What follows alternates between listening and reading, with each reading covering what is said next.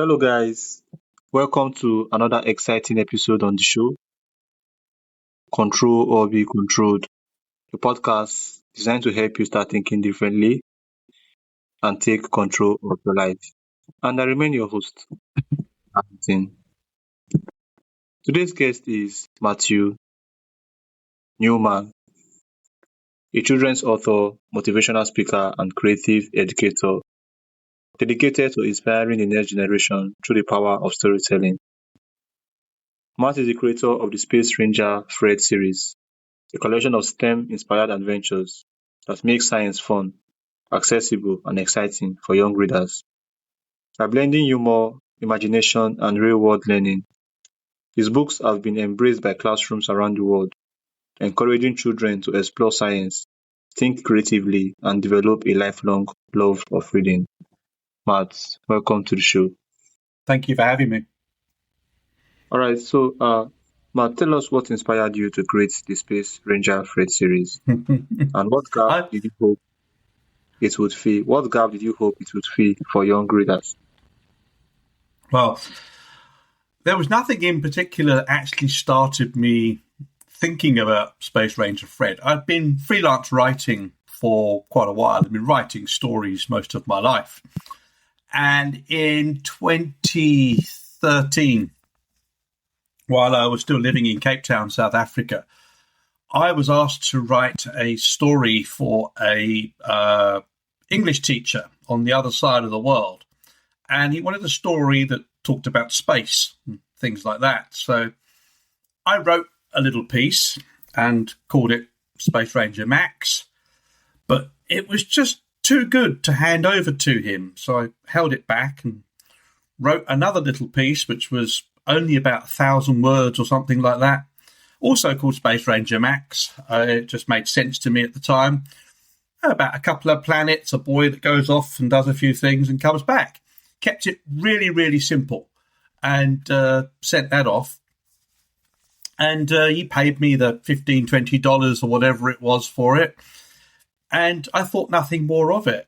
And then about 18 months later, I was sat in a friend's living room on their couch, and my laptop was with me, and their 8-9-year-old daughter at the time asked me, Matt, what do you write as a freelance writer? And while I was having a cup of tea or coffee, I said, well, have a look at my work on my laptop. You know how to use it.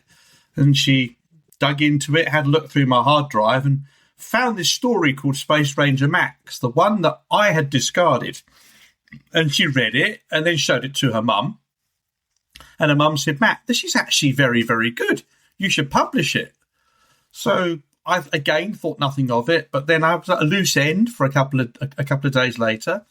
And I looked at it and I thought, yeah, that is actually quite good. So I played around with it and thought, I can't use the name Space Ranger Max because it's already been used. So I changed it to Fred. Don't know why I chose Fred. Never will know why I chose Fred. And then I tweaked it a little bit, added a few pieces in it, and I really wrote it just as a story for fun, nothing else. And promptly found an illustrator on the other side of the world, and then found a little company that could help me with the publishing because I had no access to KDP or anything like that in Africa at that time. And I self-published it. And little did I know that the story would be quite successful. It won a Reader's Favourite Award in 2015 or 2016, I can't remember which. And then also the next book that came out won another award. And I wrote it just as a story that I might have read my little sister or any other child at that time. So I wrote because I enjoyed writing. And I guess that's where all my writing is. When I write, I do it because I enjoy so. And the book, it was never intended to be something that would be really educational. At the beginning of the book, it says, dedicated to my mother who encouraged me to read. And the book was written just to get kids reading and enjoying reading, nothing else. So where it came from is a very simple story and probably proof that just about anybody's got a story in them. Okay, thank you so much, Matt.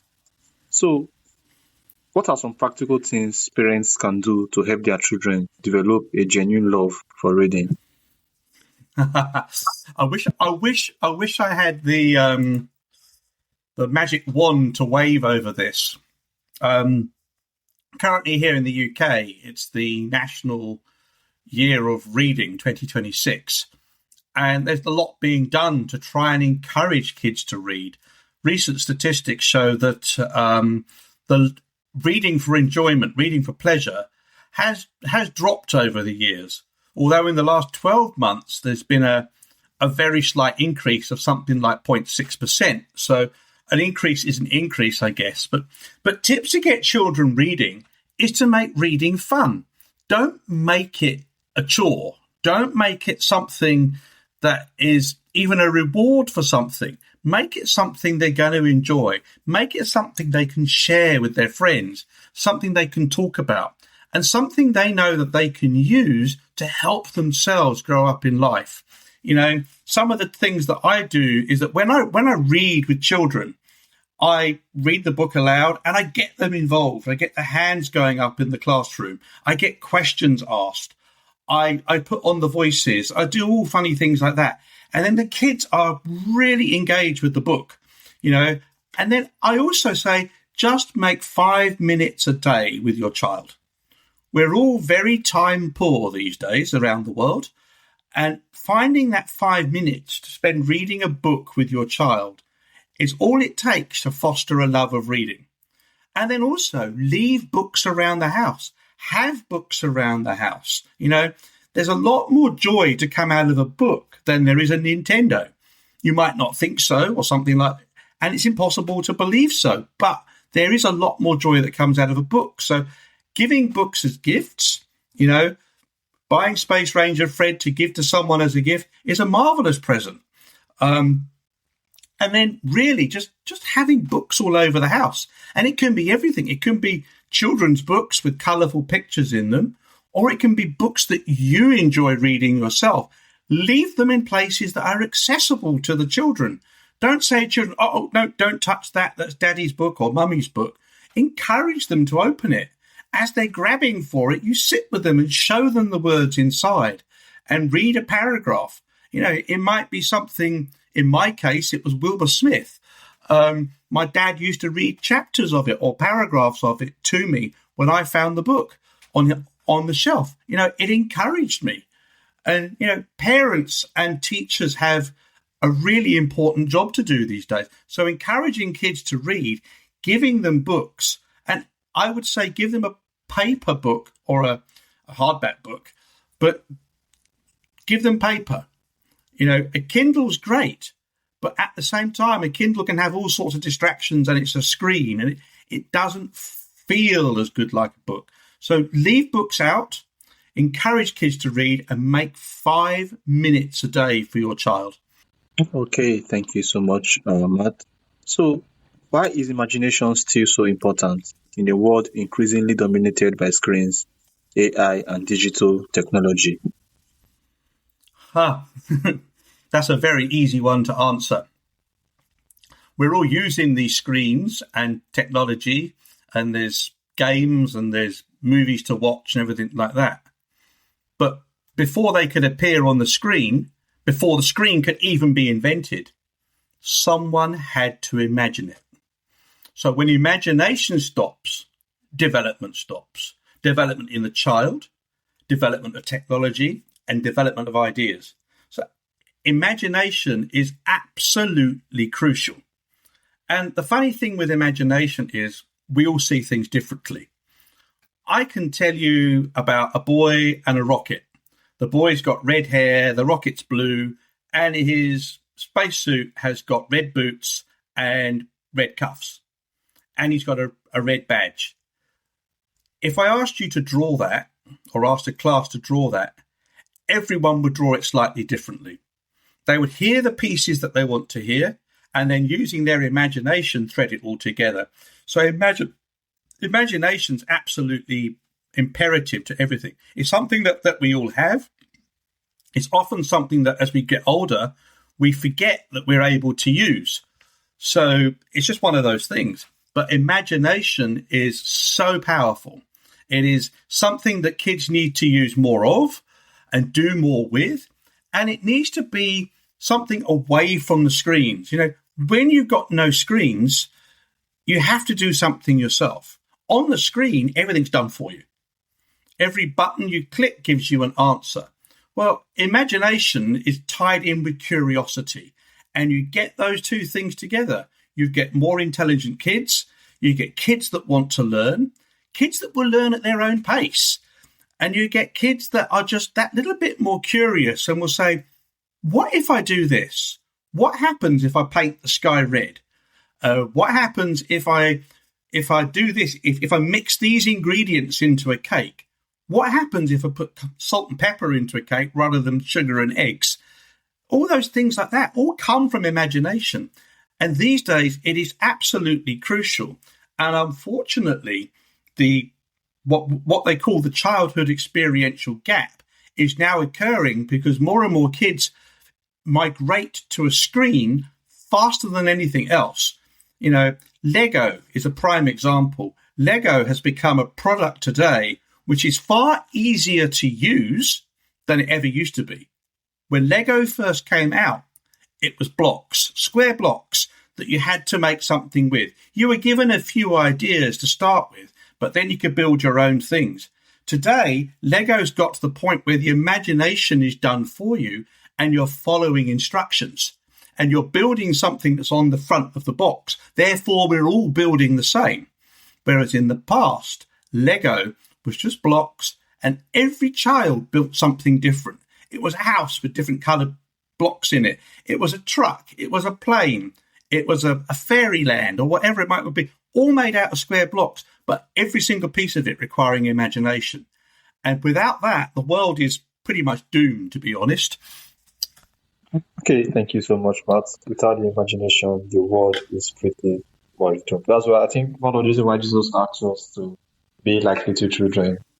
We should never stop imagining, never stop creating as well. Never stop.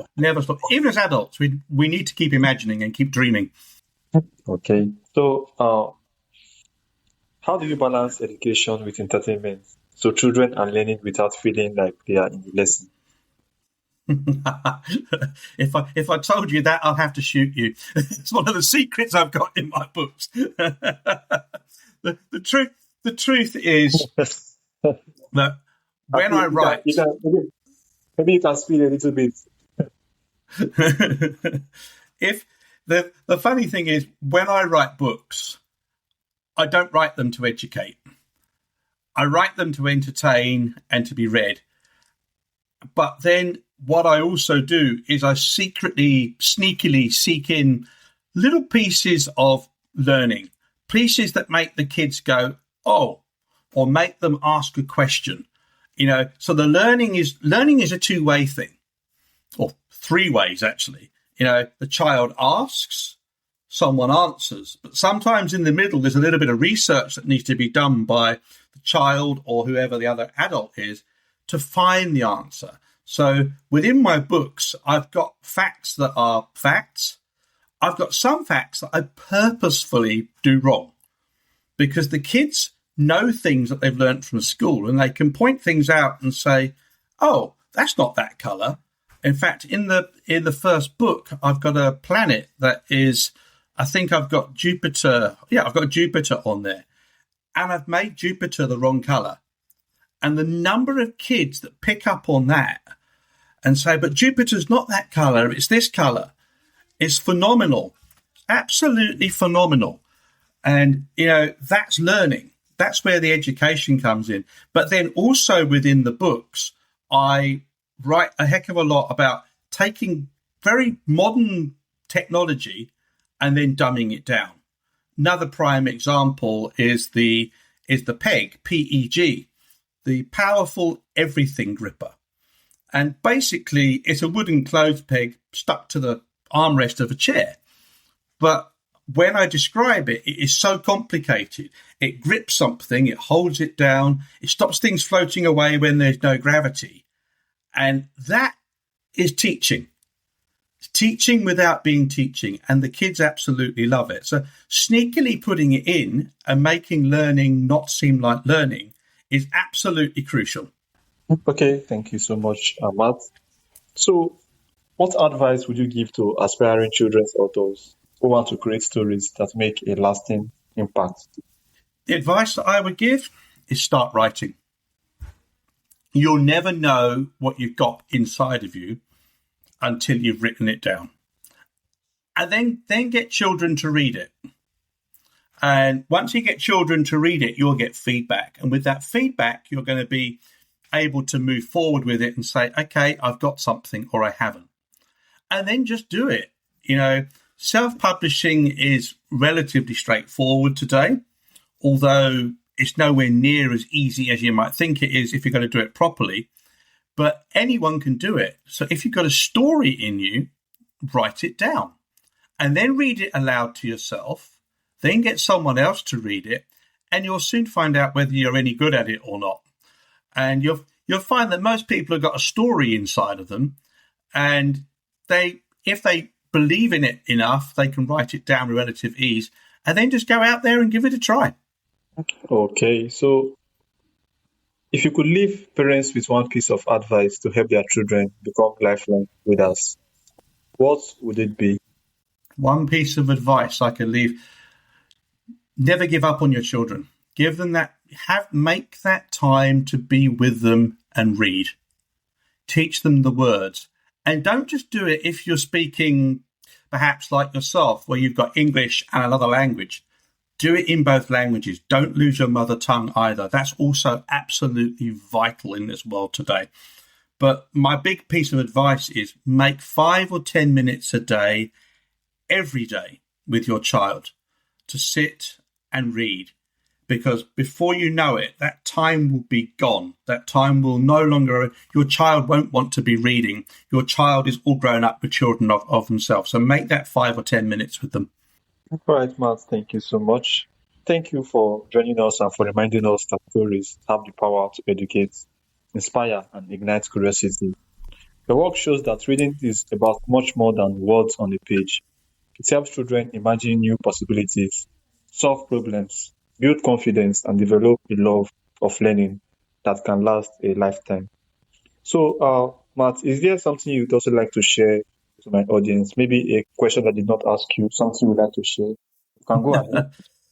I think you've covered a lot of it, but right at the moment, I'm taking my books into schools, and I'm seeing that schools are a great place for children to access books. So if your school is ever looking for an author visit, I'll always put my hand up and say, hey, here I am. But really, I just want to encourage the parents. I can't say that enough, to get the parents to read that 5 or 10 minutes a day to their children. Encourage them to read. You know, rather spend $5 or $10 on a book than $20 or $30 on the next video game. The book will leave your child with a hell of a lot more benefit than the video game ever will.